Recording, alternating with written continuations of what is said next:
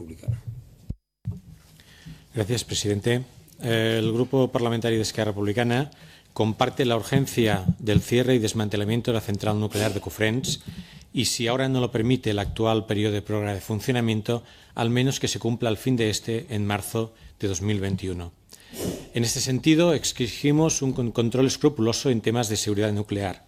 Es por eso que, en apoyo a las demandas de varios colectivos ecologistas y o ciudadanos, como la plataforma Tanquem Cofrents, y en cumplimiento de las resoluciones del Parlament Valencià respecto a esta central nuclear, Esquerra Republicana del País Valencià está presentando mociones en los ayuntamientos.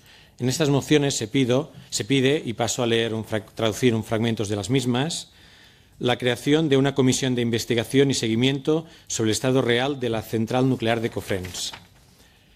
A que los trabajos de dicha comisión incluyan la demanda de creación de una oficina de seguridad nuclear dependiente de la Generalitat del País Valencià, a la ampara de la cual se constituya una comisión de técnicos de la Generalitat que supervisen cualquier central nuclear existente o futura en territori valencià, así como el desmantelamiento de la central nuclear de Cofrents.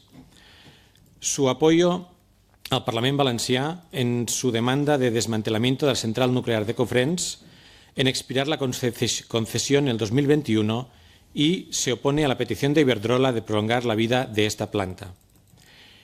Y, finalmente, que las competencias nucleares sean transferidas del Gobierno del Estado español al Gobierno del País Valencià. En resumen, vemos otra vez cómo la avaricia de una corporación privada para exprimir aún más una inversión sobradamente amortizada a costa del riesgo de una hipoteca para varias generaciones de un pueblo, de un país, al País Valencià. Por eso, Esquerra Republicana del País Valencià pide, en apoyo a las demandas de varios colectivos ecologistas y ciudadanos, como la plataforma Tanquem Cofrents, y también en apoyo al Parlament Valencià, el cierre de la central nuclear de Cofrents y la transferencia de las competencias en materia nuclear al Govern del País Valencià.